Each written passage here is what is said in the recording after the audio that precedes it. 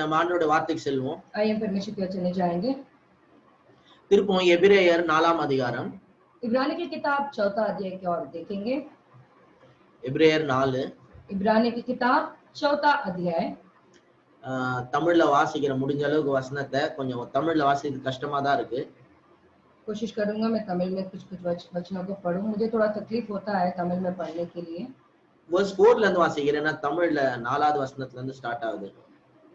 इब्रानी की किताब 4था अध्याय 4 नंबर के वचन से लेके मैं पढ़ूंगा। மேலும் தேவன் தம்முடைய கிரியைகளை எல்லாம் முடித்து 7ஆம் நாளிலே ஓய்ந்திருந்தார் என்று 7ஆம் நாளை குறித்து ஒரு இடத்தில் சொல்லியிருக்கிறார். क्योंकि 7वें दिन के विषय में उसने कहीं यो कहा है, परमेश्वर ने 7वें दिन अपने सब कामों को निपटा करके विश्राम किया। அன்றியும் அவர்கள் என்னுடைய இளைப்பாறுதலில் பிரவேசிப்பதில்லை என்று அந்த இடத்தில் தானே சொல்லியிருக்கிறார். और इस जगह फिर यह कहता है, वो मेरे विश्राम में प्रवेश न करने पाएंगे। ஆகையால் சிலர் அதில் பிரவேசிப்பது இன்னும் வரப்போகிற காரியமா இருக்கிறபடினாலும், சுவிசேஷத்தை முதலாவது கேட்டவர்கள் கீழ்ப்படியாமையினாலே அதில் பிரவேசியாமற் போனபடினாலும், तो जब ये बात बाकी है कि कितने और है जो उस विश्राम में प्रवेश करें, और जिन्हें उसका सुसमाचार पहले सुनाया गया, उन्होंने आज्ञा न मानने के कारण उसमें प्रवेश न किया। இன்று அவருடைய சத்தத்தை கேட்பீர்களாகில் உங்கள் இருதயங்களை கடினப்படுத்தாது இருங்கள் என்று வெகு காலத்திற்கு பின்பு தாவீதின் சங்கீதத்திலே சொல்லியிருக்கிறபடி என்று சொல்லுவதினாலே பின்னும் ஒரு நாளை குறிக்கிறது. इसीलिए वो किसी विषय दिन को ठहराकर इतने दिन के बाद दाऊद की पुस्तक में उसे आज का दिन कहता है, जिसे पहले कहा गया, यदि आज तुम उसका शब्द सुनो तो अपने मनों को कठोर न करो। இந்த இடத்துல இளைப்பாறுதலை குறித்து பேசிக் கொண்டிருக்கிறோம். यहाँ पे हम विश्राम के बारे में बातें कर रहे हैं। போன வாரத்துல இருந்து இத முதல்ல ஆரம்பிச்சோம். और पिछले हफ्ते से हमने ये शुरू की। இது வந்து புதிய ஏற்பாட்டுல இருக்குது. और ये जो है नए करार நான் எபிரேயர் புத்தகத்துல இருந்து வாசித்தேன். मैंने इब्रानी की किताब से मैंने पढ़ा। என்ன இது சொல்ல வருதுன்னா, और यहाँ पे क्या कहा जा रहा है, இன்னைக்கும் ஆண்டவருடைய வாக்குத்தத்தமாக இளைப்பாறுதலை குறித்த வாக்குத்தத்தம் நமக்கு இருக்கு, அவேலபிளா இருக்குதுன்னு சொல்ல வருது. आज भी जो है विश्राम का जो वचन है, परमेश्वर ने जो वाचा दिया है ना, वो अभी भी हमारे लिए उपलब्ध है करके लिखा गया है। இன்னைக்கும் இளைப்பாறுதலை குறித்த வாக்குத்தத்தம் நமக்கு அவேலபிளா இருக்கு. आज भी वो विश्राम का वादा जो है वो हमारे लिए अभी भी उपलब्ध है करके कहा जा रहा है। அன்னைக்கு ஏன் அவங்க வந்து இளைப்பாறுதலுக்குள்ள பிரவேசிக்காம போனாங்கன்னா, उस दिन वो उस विश्राम के अंदर प्रवेश क्यों नहीं किए? கீழ்ப்படியாததுனால, क्योंकि उन्होंने आदर नहीं मानी, इसलिए आज्ञा नहीं मानी, ஆண்டவருடைய வார்த்தையை நம்பாததுனால, उन्होंने आज्ञा नहीं मानी और परमेश्वर के वचन को भरोसा नहीं किया, इसलिए। சொல்ல நம்ம ரிபெலியஸா இருந்தோம்னா, देखो मैं कहना चाहता हूँ, अगर हम जिद्दी रहेंगे तो நம்மால ஆண்டவருடைய இளைப்பாறுதலுக்குள்ள பிரவேசிக்க முடியாது. तो हम परमेश्वर के विश्राम के अंदर प्रवेश नहीं कर पाएंगे। நம்ம ஆண்டவருடைய வார்த்தைக்கு சப்மிட் பண்ண கத்துக்கணும். हमें जो है परमेश्वर के वचन में जो है सबमिट करना सीखना है। பரிசுத்த ஆவியானவருக்கு நம்ம இடம் கொடுக்கணும். पवित्र आत्मा को हमें जगह देनी है। அவங்க சொல்றத நம்ம கேட்கணும். और वो जो कहते हैं हमें वो सुनना होगा। நம்ம வந்து இருதயத்தை கடினப்படுத்தாம இருந்தோம்னா, अगर हम अपने हृदय को कठोरता करेंगे तो நம்ம வந்து ஆண்டவருடைய இளைப்பாறுதல ரெஸ்ட் நம்ம பெற முடியும். अगर हम हमारे हृदय को कठोरता में नहीं करेंगे तो हम परमेश्वर के विश्राम में प्रवेश कर पाएंगे। stubbornness, disobedience, rebelliousness இருந்துச்சுன்னா இளைப்பாறுதலுக்குள்ள பிரவேசிக்க முடியாது. अगर देखो हमारे अंदर जो है जिद्दीपन, अवज्ञा, ये सारी जो बातें होंगी तो हम जो है उस विश्राम में प्रवेश न कर पाएंगे। நம்மளுக்கு எப்படி காஸ்பல் ப்ரீச் பண்ணப்பட்டிருக்குதோ அதே போல தான் இஸ்ரவேல் ஜனங்களுக்கும் ப்ரீச் பண்ணப்பட்டது. जिस तरह से हमें सुसमाचार सिखाया गया था, उसी तरह जो है इजराइल के लोगों को भी वो सुसमाचार सिखाया गया था। அவங்க நம்பாம போனதுனால ஆண்டவருடைய இளைப்பாறுதல பிரவேசிக்க முடியல. उन्होंने उस बात पे विश्वास नहीं किया, इस वजह से जो परमेश्वर के विश्राम में उन्होंने प्रवेश नहीं की। சரி, திரும்ப நம்ம ஜெனசிஸ்ல இருந்து கொஞ்சம் பார்த்துட்டு வருவோம். आइए हम उत्पत्ति की किताब से हम थोड़ी-थोड़ी बातों को देखते आएंगे। நான் ஏற்கனவே சொன்னேன், मैंने पहले से आपको बताया था, மனுஷனை ஆண்டவர் 6வது நாள் உண்டாக்குறாரு. परमेश्वर ने छठे दिन मनुष्य को उन्होंने रचना की. அதுக்கு 7வது நாள் வந்து ஆண்டவர் ஓய்ந்து இருந்தார்னு போட்டிருக்கு. फिर 7वां दिन परमेश्वर ने विश्राम की करके वहां पे लिखा गया है। சோ டே வந்து ஈவினிங்ல ஸ்டார்ட் ஆகுது. देखो वहां पे दिन जो है शाम से शुरू हुआ। சோ அங்க பைபிள்ல போட்டிருக்கு. तो वहां पे बाइबल में कहा गया है, பைபிள் பிரகாரம் நீங்க பாத்தீங்கன்னா बाइबल के हिसाब से अगर आप देखोगे तो சோ மனுஷனுக்கு வந்து முதல் நாள் வந்து ஓய்வு நாளா இருந்திருக்கு. देखो मनुष्य के लिए पहला दिन विश्राम का दिन हुआ। இது இப்படி நான் போன வாரமா சொன்னேன், இன்னைக்கும் சொல்றேன். देखो पिछले हफ्ता भी मैंने बताया था और आज भी मैं आपको बताता हूँ। மனுஷனை உண்டாக்குன உடனே मनुष्य की उन्होंने रचना करने के बाद ஆண்டவர் லீவ் போட்டு वहां पे परमेश्वर छुट्टी लिए அவனோட டைம் ஸ்பெண்ட் பண்றாரு. और उसके साथ परमेश्वर जो मनुष्य के साथ समय बिता रहे हैं। ஆடம்க்கு आदम को ஆண்டவரோட முதல் ரெவலேஷன் परमेश्वर का पहला प्रकटीकरण ஆண்டவரோட ரெஸ்ட்ல இருக்குது. परमेश्वर के विश्राम में है। இன்னும் ஆண்டவர் வந்து மனுஷனுக்கு வேலையே கொடுக்கல. देखो अभी तक परमेश्वर ने मनुष्य को काम ही नहीं दिया। வேலை தரத்துக்கு முன்னாடி முதல்ல ரெஸ்ட் கொடுக்கறாரு. काम देने से पहले परमेश्वर उस मनुष्य को विश्राम दिए। நம்ம என்ன பண்றோம் தெரியுமா? लेकिन हम पता है क्या करते हैं? நிறைய வேலை செஞ்சுட்டு ரெஸ்ட் எடுப்போம். बहुत काम करने के बाद हम विश्राम करते हैं। ஆனா ஆண்டவரோட பிரின்சிபல் எப்படின்னா, लेकिन परमेश्वर का सिद्धांत पता है कैसा है? முதல்ல ரெஸ்ட், அப்புறம் அந்த ரெஸ்ட்ல இருந்து தான் வேலையே செய்யணும். पहला विश्राम और उस विश्राम में रहते हुए ही काम करना चाहिए। எல்லாரும் சொல்லுங்க, முதல்ல ரெஸ்ட்.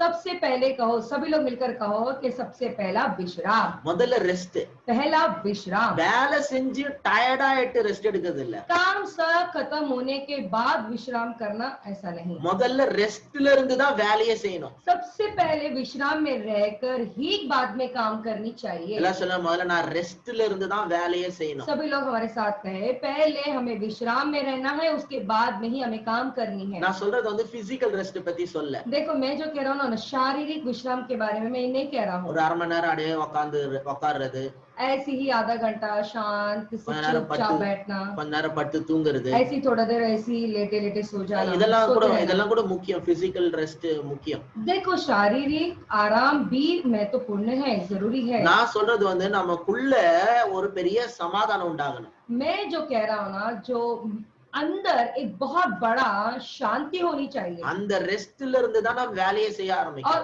उस विश्राम में रहते हुए ही हमें काम करनी चाहिए। அந்த ரெஸ்ட்ல இருந்து தான் குடும்பத்தை சமாளிக்க और பார்க்கணும். उस विश्राम में रहते हुए ही परिवार को संभालनी चाहिए। அந்த ரெஸ்ட்ல இருந்து தான் நம்ம பிசினஸ் பண்ண பார்க்கணும். और उस विश्राम में रहते हुए ही हमें व्यापार करनी चाहिए। அந்த ரெஸ்ட்ல இருந்து தான் நம்ம மினிஸ்ட்ரி பண்ண और பார்க்கணும். उस विश्राम में ही हमें सेवकाई करनी चाहिए। சோ ஆண்டவர் வந்து மனுஷனுக்கு வேலை கொடுக்கிறதுக்கு முன்னாடி முதல்ல ரெஸ்ட் கொடுக்கறாரு. तो परमेश्वर ने मनुष्य को काम देने से पहले उन्हें पहला दिन उसे विश्राम दिए, அதுக்கு அப்புறமா வேலை தராரு. फिर उसके बाद उन्हें काम दिए, அதுக்கு அப்புறமா தான் பொண்ணு தராரு. उसके बाद ही लड़की देते हैं परमेश्वर। ஆம்பளை வேலை செய்யாம கல்யாணத்தை பத்தி யோசிக்கவே கூடாது. जो पुरुष होते हैं काम किए बिना महिला के बारे में सोचना भी नहीं चाहिए। பைபிள்ல போட்டிருக்க வேலை செய்யாதவன் சாப்பிட கூடாதுன்ட்டு. बाइबल में कहा जा रहा है जो काम नहीं करता है वो खाना भी नहीं खाना चाहिए। வேலை செய்யாதவன் கல்யாணத்தை பத்தி யோசிக்க கூடாது. तो ऐसा है कि काम जो नहीं करता है वो शादी के बारे में सोचना भी नहीं चाहिए। என் சர்ச்சுக்கு வர ஒவ்வொரு வாலிப பசங்களுக்கு நான் சொல்றேன், मेरे कलीसिया में आने वाले हर एक जवान लड़कों से मैं कह रहा हूँ, முதல்ல கடவுளை தேடு, सबसे पहले परमेश्वर को खोजो, ரெண்டாவது வேலை தேடு, उसके बाद काम को खोजो, அதுக்கப்புறமா பொண்ணு உன்னை தேடி வரும். फिर उसके बाद में लड़की आपको ढूंढ कर आएगी। கடவுளையும் தேடுறது இல்ல, வேலையும் தேடுறது இல்ல, எப்படா கல்யாணம் போகணும்னு பொண்ணை தேடுறது. परमेश्वर को भी नहीं ढूंढते ना काम को ढूंढते और ये इंतजार में रहते कि कभी तो लड़की आएगी। கல்யாணம் ஆனவனே எல்லாரும் போயிடும், அது வேற விஷயம். शादी होने के बाद वो सब खत्म हो जाएगा, वो अलग बात है। நீ கடவுளை தேடி तो परमेश्वर को ढूंढकर வேலையும் தேடனா अगर काम भी ढूंढेगा உன் திருமண வாழ்க்கையில சந்தோஷமா இருக்கலாம். तो विवाह जीवन में तो खुश रहेगा। அல்ல, கடவுளை தேடணும், सबसे पहले परमेश्वर को खोजना है, அடுத்தது வேலையில தேடு, उसके बाद काम को खोजना है, அதுக்கப்புறம் பொண்ணு தானா வரும். उसके बाद लड़की आपके पास खुद आएगी। ஆதாம் பொண்ணியா தேடின்னு போயிட்டு இருந்தான். क्या आदम जो है क्या महिला को लड़की को ढूंढ कर जा रहा था? ஆண்டவரே டிசைன் பண்ணி கிரியேட் பண்ணி கூட்டு வந்து முன்னாடி நிறுத்திட்டாரு. परमेश्वर ने खुद उसकी डिजाइन की, उसे बनाया, खुद उसके सामने परमेश्वर ने लेकर आए। நம்ம பிஸியா வேலை செஞ்சுக்கிட்டே இருந்தோம்னா எல்லாம் அமையும் நல்லா. अगर हम काम करने में बिजी रहेंगे तो सब अच्छा ही होगा। கடவுளை தேடிட்டு பிஸியா வேலை செஞ்சுக்கிட்டு இருந்தோம்னா எல்லாம் தானா அமையும். देखो परमेश्वर को ढूंढते ढूंढते हुए जो है और काम करते रहेंगे तो सब कुछ तुम्हारे लिए ठीक ठाक ही होगा। சோ ரெஸ்ட்ல இருந்தாதான் கெரியரும் மேரேஜும் ஒர்க்கே ஆகும். अगर आप विश्राम में रहेंगे तो करियर और विवाह जीवन सब कुछ जो है विश्राम में रहेगा, अच्छा நான் रहेगा। போன வாரமே சொன்னேன், मैंने पिछले हफ्ता ही आपसे कहा, பைபிள் வந்து இளைப்பாறுதல்னு சொல்லுது. देखो जो बाइबल में जो है विश्राम के बारे में कहा जा रहा है, அது வந்து உலகத்துல வந்து இன்னர் பீஸ்னு சொல்றாங்க. ये संसारिक जो लोग होते हैं वो लोग ये कहते हैं अंदरूनी शांति। Without inner peace, global peace is not possible.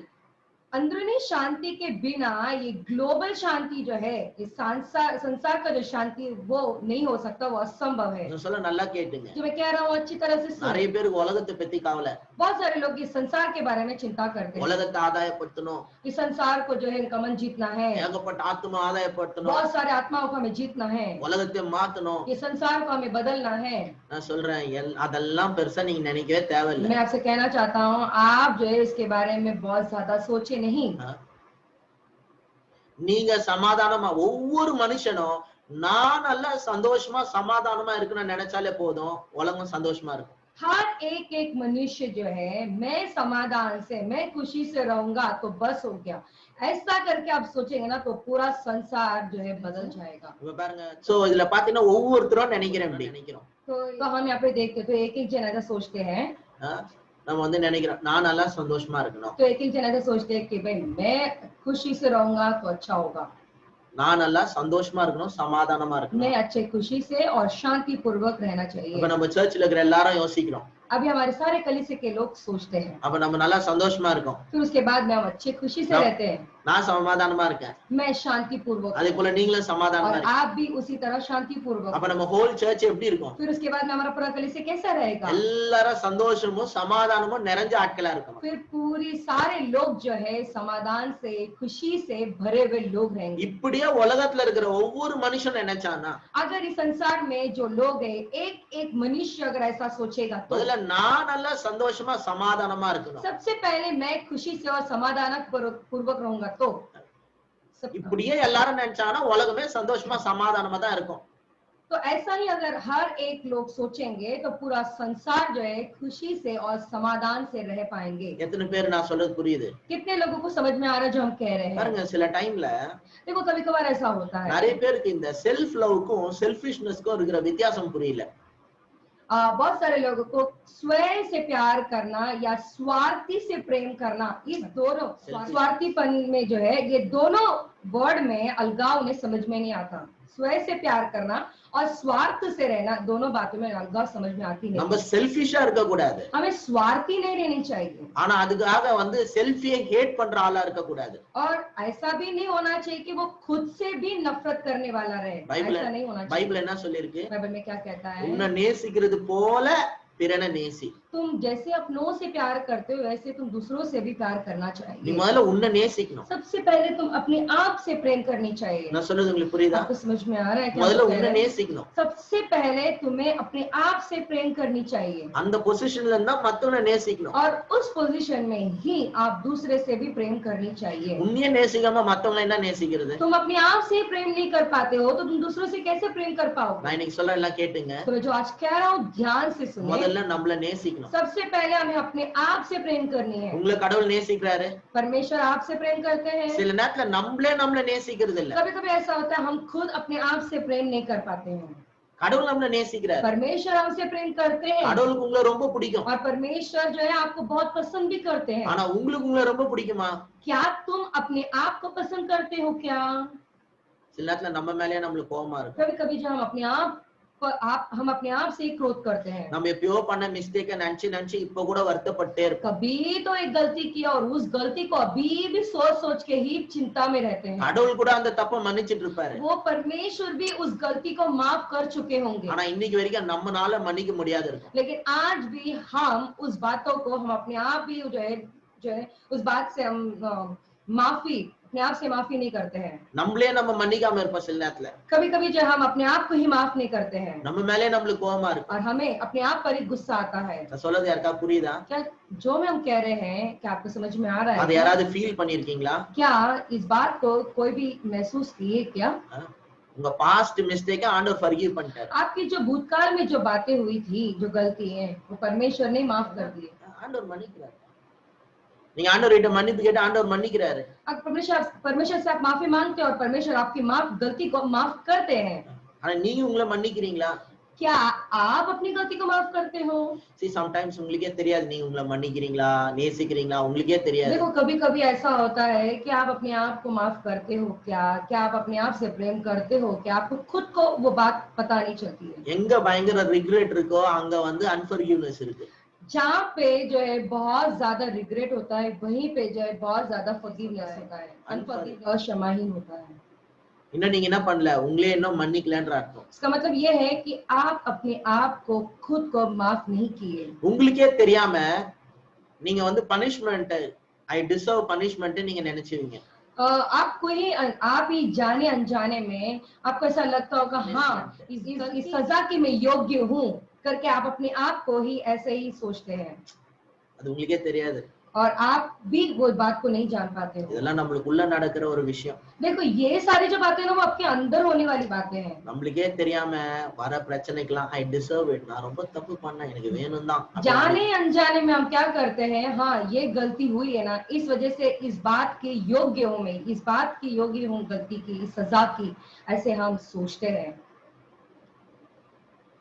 உங்களே நீங்க கொஞ்சம் ஆழமா திங்க் பண்ணீங்கன்னா தான் உங்களுக்குள்ள என்ன நடக்குதுன்னு தெரியும் आप भी अपने दिल के अंदर गहराई में अगर आप जाकर देखेंगे तभी आपको पता चलेगा कि अंदर क्या हो रहा है। நான் ஒரு 4 லைன் சொல்லுவேன் அதை எழுதி வச்சுக்கிறீங்களா एक 4 लाइन में आपको बताऊंगा क्या आप वो लिखोगे क्या?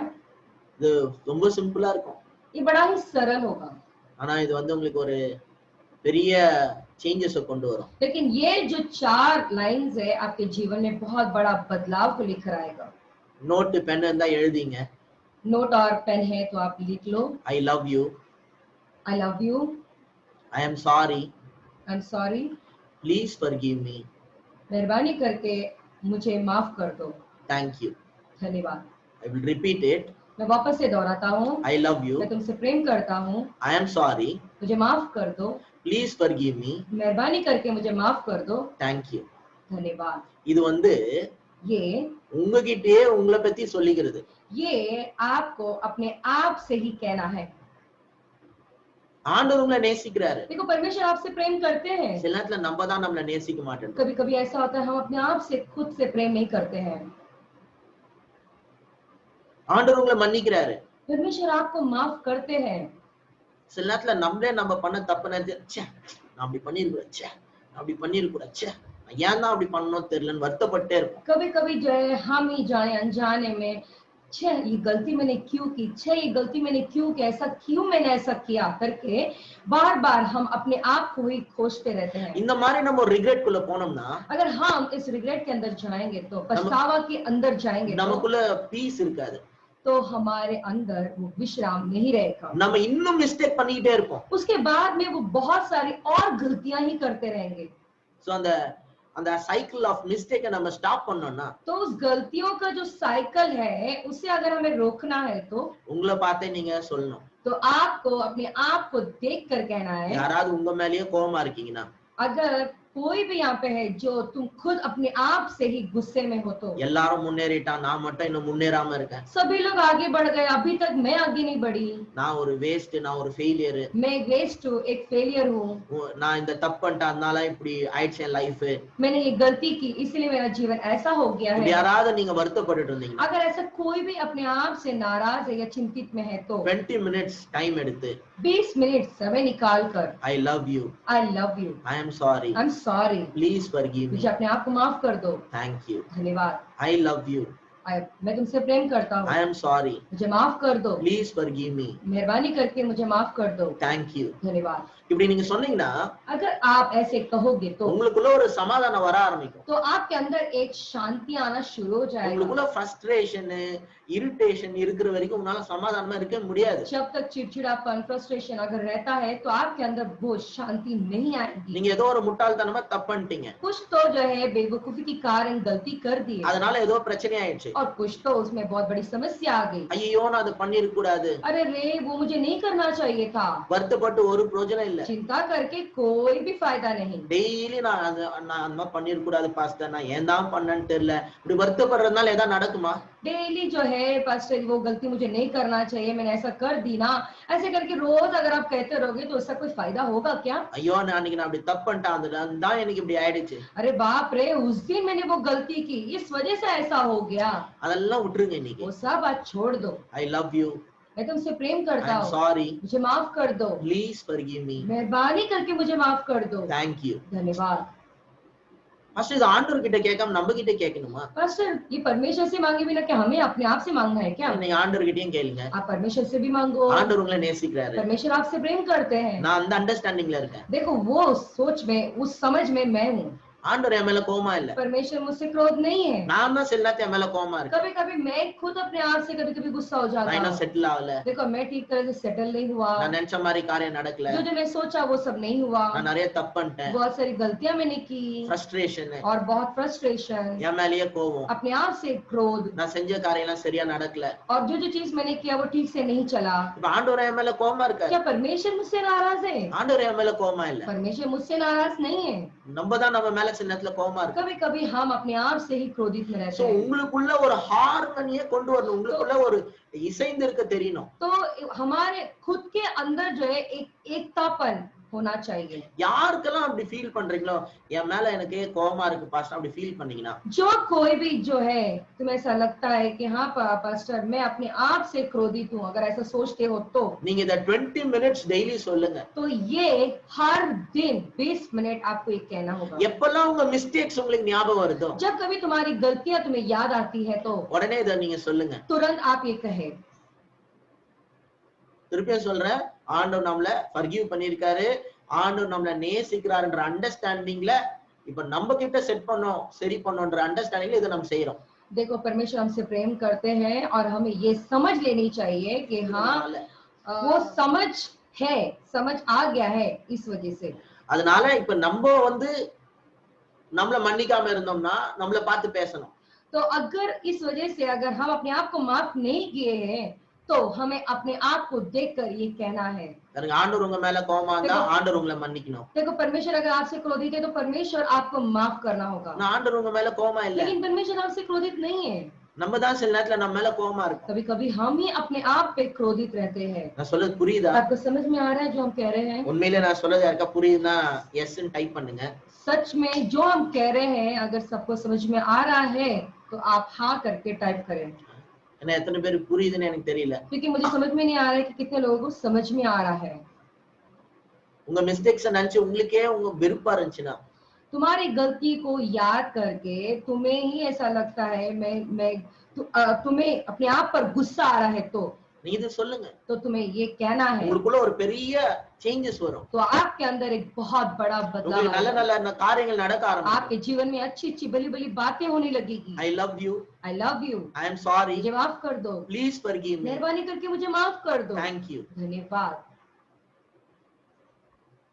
பாருங்க இன்னைக்கு உலகத்துல देखो आज संसार में அந்த இளைப்பாறுதல் இல்லாம கஷ்டப்பட்டுட்டு இருக்காங்க. वो विश्राम नहीं होने की वजह से बहुत लोग संघर्ष उठा रहे हैं। இன்னைக்கு எண்ணிக்கை இல்லாத அளவுக்கு இன்னைக்கு உலகத்துல எல்லாரும் டிப்ரெஸ்டா இருக்காங்க. देखो कभी ऐसा नहीं हुआ, ऐसा आज के तारीख में बहुत सारे लोग डिप्रेस्ड हैं, பயங்கர டிப்ரெஸ்டா இருக்காங்க. बहुत तनाव में है। நிறைய பேர் மெடிகேஷன் ஆன்டி டிப்ரெசன்ட் டேப்லெட் எடுக்கறாங்க. बहुत सारे लोग दवाई पे रह रहे हैं, यानी कि एंटी डिप्रेशन के टैबलेट्स में रह रहे वो लोग। நிறைய பேர் வந்து ஸ்ட்ரெஸ்ல இருக்காங்க. बहुत सारे लोग तनाव में हैं।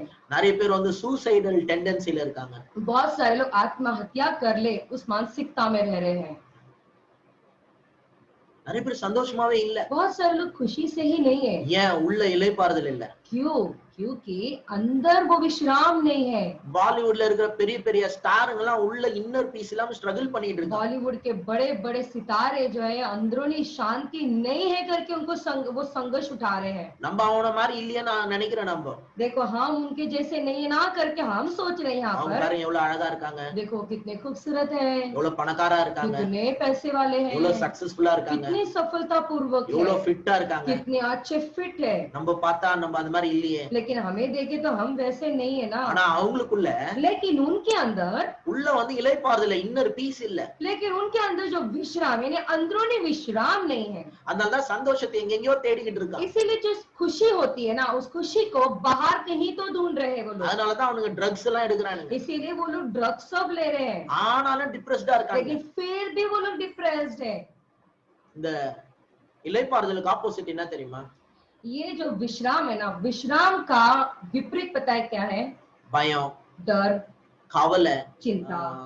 தமிழ்ல எப்படி சொல்றதுன்னு தெரியல, இங்கிலீஷ்ல வந்து டாயில், அப்படியே உழைச்சு உழைச்சு சோர்ந்து போறது. टॉयल का मतलब ये है कि बहुत मेहनत करके जो है वो मतलब जो है छेड़ो है वो लोग। ஆண்டவர் மனுஷனை உண்டாக்கும் போது देखो परमेश्वर ने मनुष्य को रचना करने से पहले ரெஸ்ட்ல ஸ்டார்ட் பண்ணா, उन्होंने रचना करने के बाद उनका पहला दिन विश्राम से शुरू हुआ। ரெஸ்ட்ல ஸ்டார்ட் பண்ணி विश्राम से शुरू करके ஆண்டவர் வேலை கொடுத்தாரு. उनको परमेश्वर ने काम दिए, ஆனா அவனுக்கு வந்து டாயில் கொடுக்கல. और उससे जो है मेहनत करो ऐसा करके नहीं दिए। நான் சொல்றது புரியுதா? आपको समझ में आ रहा है क्या? வேர்க்க வேர்க்க வேலை செய்யணும், बस पसीना बहा बहा कर मेहनत करना है, तकलीफ उठा के मेहनत करना है। நம்ம எல்லாமே சுலபமா ரிசீவ் பண்ணணும் தான் ஆண்டவருடைய விருப்பம். देखो परमेश्वर की इच्छा ये है कि हम आसानी तौर से हर चीज को पाए करके। ஆண்டவர் ஆதாம் பார்த்து சொல்றாரு, परमेश्वर आदम को देख के कह रहे हैं, அவன் கீழ்ப்படியாததுக்கு முன்னாடி वो परमेश्वर की अवज्ञा करने से पहले அவனுக்கு வந்து எல்லாமே அவைலபிளா இருந்துச்சு. उसके लिए हर एक चीज जो है उपलब्ध थी। அவர் எந்த மரத்தையும் நடல, वो कोई भी पेड़ को उन्होंने गाड़ा नहीं, எதுக்கு தண்ணி ஊத்தல, किसी के लिए पानी नहीं डाला, ஆண்டவரே நட்டாரு, ஆண்டவரே கிரியேட் பண்ணாரு, उन्होंने ही डाला, उन्होंने ही आंडवरे। बढ़ाया। परमेश्वर ने ही जो है उसे गाड़ा, परमेश्वर ने उसे उगाए, தண்ணி எல்லாம் அவரே தான் ஊத்துறாரு. और पानी सब परमेश्वर ने ही डाले हैं। 4 ரிவர் வச்சிருக்காரு ஆண்டவர். 4 नदी को परमेश्वर ने रखे हैं, ஃப்ரூட் எல்லாம் வருது और பயங்கரமா. वैसे बहुत जबरदस्त फल सब वहाँ पे उग रहे हैं। மேபி ஆடம் இந்த பிகினிங் வந்து ஃப்ரூட்டேரியன் நினைக்கிறேன். मेरे को लगता है शायद आदम जो है फ्रूटेरियन यानी फल खाने वाला में से था शायद। அதுக்கப்புறமா அவர் வந்து பேலியோ டயட்டுக்கு வந்துட்டார். फिर उसके बाद में पैलियो डाइट में आगे लगता है। அதுக்கப்புறம் வெறும் நான்வெஜ் டயட், ஏன் டயட். फिर उसके बाद में सिर्फ और सिर्फ जो है नॉन वेज डाइट यानी कि मेरा डाइट में आगे शायद। ஃபுட் அவைலபிளா இருக்கு, खाना उसके लिए उपलब्ध था। நம்ம எல்லாம் ரெஸ்ட் எடுக்கிறதுக்கு கார்டன் போறோம், அவர் கார்டன்ல தான் இருக்காரு. देखो हम विश्राम करने के लिए गार्डन में जाते लेकिन वो गार्डन में ही है, அவரோட வேலையும் கார்டன்ல தான். और उनका काम भी गार्डन में ही था। நம்ம ஆபீஸ்ல கம்ப்யூட்டர் முன்னாடி சாவறோம் பாத்துங்க. देखो हम ऑफिस में कंप्यूटर के सामने मर रहे हैं, வீட்டுக்கு வந்தா கூட முடியாது, லேப்டாப் முன்னாடியே உட்கார்ந்துன்னு இருக்கணும். घर में आने के बाद भी छूटता नहीं है, लैपटॉप के सामने ही बैठे रहते हैं, வீட்டுக்கு வந்தா கூட போன்லயே பேசிட்டே இருக்கணும். और घर में आने के बाद में फोन में ही बात करते रहते हैं। வீட்ல இருந்தாலும் நிம்மதி கிடையாது. देखो घर में रहेंगे तो भी शांति नहीं। முன்னெல்லாம் வேலைக்கு போயிட்டு வந்துட்டானா அட்லீஸ்ட் வீட்ல வந்து ஜாலியா டிவியாவது பாப்பாங்க. पहले पहले ऐसा होता था, काम पे जाके आने के बाद में घर में आते और आराम से बैठ के टीवी देखते थे। இப்ப வீட்டுக்கு வந்தாலும் வேலை கண்டினியூ ஆயிட்டு இருக்கு. आजकल तो ऐसा हो गया है कि घर में आने के बाद भी जो है वो काम घर पर कंटिन्यू होता है। அவ்வளவு கஷ்டப்பட்டு வேலை செஞ்சா ஒன்னும் பெரிய முன்னேற்றம் இல்ல லைஃப்ல. देखो इतना परिश्रम करने के बावजूद भी इतना जिंदगी में आगे नहीं, बढ़ोतरी नहीं मिली। ஒரு இஎம்ஐல வீடும் காரும் வாங்குனீங்கன்னா முடிஞ்சிச்சு 20 இயர்ஸ். EMI में एक घर और एक कार अगर खरीद लिए बस खत्म बात, 20 साल। அது வச்சு கட்டி முடிக்கிறதுக்குள்ள 20 साल उसे भर भर के समाप्त करने के पहले ही அந்த இஎம்ஐனால அந்த இருக்கிற வீட்ல சந்தோஷமா இருக்க முடியல. वो EMI के वजह से जिस घर में वो रहते हैं ना, वो वहाँ पे वो खुशी से ही नहीं रह पाते हैं। மாசம் மாசம் அந்த இஎம்ஐ வந்துரும். महीना महीना हुआ तो वो EMI आ जाता है। 16 இயர்ஸ் 20 இயர்ஸ்க்கு அது ஓடிட்டே இருக்கும். 16 साल 20 साल वो लगातार चलता रहता है।